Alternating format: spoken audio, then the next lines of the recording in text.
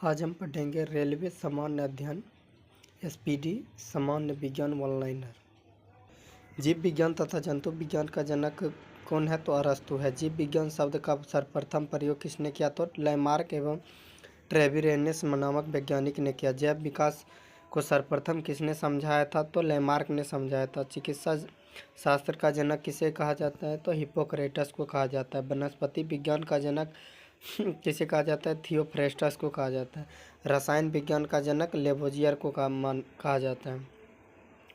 मानव का विकास इतिहास परंपराओं से संबंधित विषय कहलाता है एंथ्रोपोलॉजी। गैसों के विसरण के नियम के प्रतिपादक कौन है? तो ग्राहम है। ग्रहों के गति का नियम किसने दिया प्रतिपादन किया? तो केपलर ने किया। E=mc² किसने दिया था? तो आइंस्टीन ने दिया था। जड़त्व का नियम की खोज किसने किया? तो गैलीलियो ने किया था। गुरुत्वाकर्षण के नियम का प्रतिपादक कौन है? तो न्यूटन है। प्राकृतिक वर्ण सिद्धांत के प्रतिपादक कौन है? तो डार्विन है। उत्परिवर्तन का सिद्धांत किसने दिया था? तो ह्यूगो डी ब्रीज ने दिया था। नेचुरल सिलेक्शन का सिद्धांत किसने दिया? तो डार्विन ने दिया था। विकास के सिद्धांत के प्रतिपादक कौन से हैं? तो चार्ल्स डार्विन है। आनुवंशिकी के जनक कौन माने जाते हैं? तो ग्रेगर जॉन मेंडल। मेंडल ने अपने प्रयोग के लिए किस पौधे का चयन किया? तो मटर पौधे का चयन किया था। आनुवंशिकता के विज्ञान को आनुवंशिकी कहा था W वाटसन ने। आनुवंशिकी उत्परिवर्तन होता है क्रोमोसोम में होता है। सर्वप्रथम जीन शब्द का प्रयोग किसने किया? तो जोहानसेन ने किया। जीन अवस्थित होते हैं। जीन यानी गुणसूत्र में उपस्थित होते हैं। एक जीन एक एंजाइम सिद्धांत के प्रतिपादक कौन थे? तो बीडल एवं टैटम थे। एक जीन एक एंजाइम के प्रतिपादक कौन थे? तो बीडल एवं टैटम ने। खून का रंग लाल किसके कारण होता है? तो हीमोग्लोबिन के कारण होता है। हीमोग्लोबिन में पाए जाने वाला तत्व कौन सा है? तो लोहा है। हीमोग्लोबिन यौगिक है। किसका यौगिक है? तो प्रोटीन का यौगिक है। खून का थक्का नहीं जमता है किस रोग में? तो हीमोफीलिया रोग होने पर खून थक्का नहीं जमता है। शरीर के अंदर रक्त को जमने से कौन रोकता है? तो हिपैरिन नामक प्रोटीन रोकता है शरीर के अंदर रक्त को जमने से। हिपैरिन नामक प्रोटीन का उत्पादन कहाँ से होता है? तो यकृत द्वारा होता है। रक्त का अध्ययन क्या कहलाता है? तो हेमेटोलॉजी कहलाता है। रक्त के थक्का बनने में कौन सहायक होता है? तो प्लेटलेट्स होता है। प्लेटलेट्स की मृत्यु होती है प्लीहा में। रक्त का थक्का जमने में सहायक विटामिन कौन सा है? तो विटामिन के है। रुधिर का तरल भाग होता है तो प्लाज्मा होता है। प्लाज्मा में जल कितना प्रतिशत होता है? तो 90%। रक्त का कितना प्रतिशत भाग प्लाज्मा होता है? तो 55%। पदार्थ की चतुर्थ अवस्था कौन सी है? तो प्लाज्मा अवस्था है। रक्त में पाई जाने वाली धातु कौन सी है? तो लोहा है। ब्लड बैंक किसे कहा जाता है? तो प्लीहा को कहा जाता है। आरबीसी का कब्रगाह या शमशान किसे कहा जाता है? तो प्लीहा को कहा जाता है। ब्लड बैंक में रक्त को सुरक्षित रखा जाता है 40 डिग्री फ़ारेनहाइट पर। रक्त समूह होते हैं ए बी और ओ। रक्त समूह की खोज किसने किया था? तो लैंड एस्टीनर ने किया था। सर्वदाता रक्त समूह कौन सा है? तो ओ है। और सर्वग्राही रक्त समूह है ए बी। आगे RH फैक्टर से संबंधित RH फैक्टर किससे संबंधित है? तो रक्त से संबंधित है। RH फैक्टर की खोज किसने किया था? तो लैंड एस्टीनर एवं बीनर ने किया था। रक्तचाप का नियंत्रित होता है किस ग्रंथि से? तो एड्रीनल ग्रंथि से। रक्त को शुद्ध कौन करता है? तो वृक्क करता है यानी किडनी करता है। रक्त के शुद्धिकरण की प्रक्रिया को क्या कहते हैं? तो डायलिसिस कहते हैं। मूत्र का निर्माण होता है वृक्क में। वृक्क का भार कितना होता है? 150 ग्राम। मानव गुर्दे में बनने वाली पथरी होती है कैल्शियम ऑक्जेलेट की। रक्त क्षारीय होता है। उसका pH मान कितना होता है? 7.4। रक्त दाब मापने वाला यंत्र कौन है? तो एस्फिग्नोमैनोमीटर है। सर्वप्रथम रक्त परिसंचरण तंत्र का अध्ययन किया था विलियम हार्वे ने।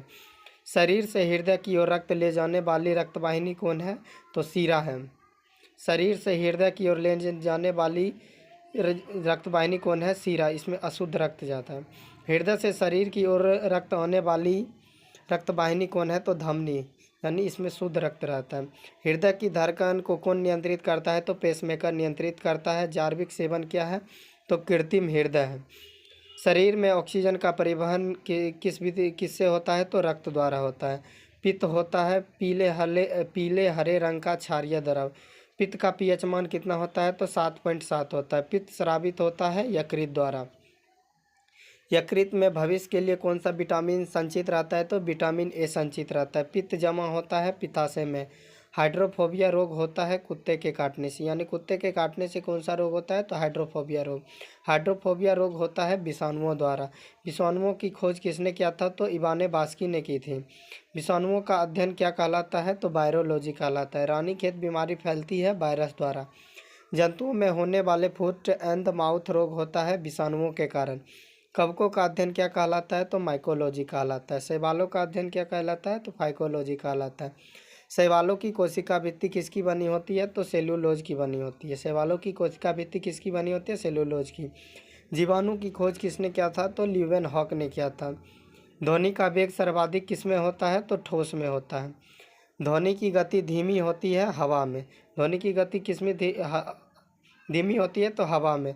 ध्वनि की चाल होती है 760 मील घंटा। ताप बढ़ने से ध्वनि की चाल पर क्या प्रभाव पड़ती है? तो ताप बढ़ने से ध्वनि की चाल बढ़ती है। वायु है गैसों का मिश्रण।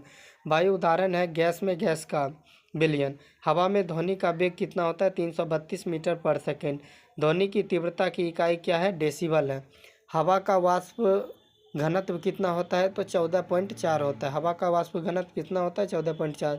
प्रकाश वर्ष किसका मात्रक है? दूरी का मात्रक है। एक प्रकाश वर्ष बराबर 9.46 गुने 10⁻12 किलोमीटर या 9.46 गुने 10⁻15 मीटर। दूरी मापने की सबसे बड़ी इकाई क्या है? तो पारसेक है। जड़ों के रूपांतरण है मूली और गाजर। तने के रूपांतरण है आलू और प्याज। पिट्यूटरी ग्रंथि कहाँ पाई जाती है? तो मस्तिष्क में पाई जाती है। मास्टक ग्रंथि कौन कहलाता है? तो पिट्यूटरी ग्रंथि कहलाती है या पीयूष ग्रंथि। शरीर की सबसे छोटी ग्रंथि कौन है? पिट्यूटरी ग्रंथि है। दो वंशानुगत रोग वर्धानता एवं हीमोफीलिया। सर्वप्रथम मनुष्यों में वर्धानता होने का वर्णन किसने किया था? तो हैरनर ने 1876 ईस्वी में किया था। एक वर्णांध व्यक्ति की पहचान करने की क्षमता नहीं होता है। हरा एवं लाल रंग की थायरोक्सिन हार्मोन स्रावित होता है थायराइड ग्रंथि से। जठर रस में होता है हाइड्रोक्लोरिक अम्ल। जठर रस में कौन सा अम्ल होता है? हाइड्रोक्लोरिक अम्ल। लाइकेन में परस्पर सहजीवी कौन मौजूद होते हैं? तो कवक और शैवाल। प्रोटीन का पाचन कहाँ होता है? छोटी आंत में होता है। प्रोटीन का पाचन कहाँ होता है? छोटी आंत में होता है। मनुष्यों में पाचन प्रारंभ होता है मुख से। पचे हुए भोजन का अवशोषण कहाँ होता है? तो छोटी आंत में होता है। लार में पाए जाने वाला एंजाइम कौन सा है? तो टाइलिन है। टीबिया नामक हड्डी पाई जाती है टांग में। मानव शरीर का वह अंग जिसमें हड्डियों की संख्या सर्वाधिक होती है अंगुली में। भोजन पचाने में सहायक कौन होता है? तो एंजाइम होता है। एंजाइम की रचना होती है अमीनो अम्ल से। पाचन क्रिया में प्रोटीन बदल जाते हैं एमिनो अम्ल में। आहार नाल में स्टार्च के पाचन के अंतिम उत्पाद है माल्टोज।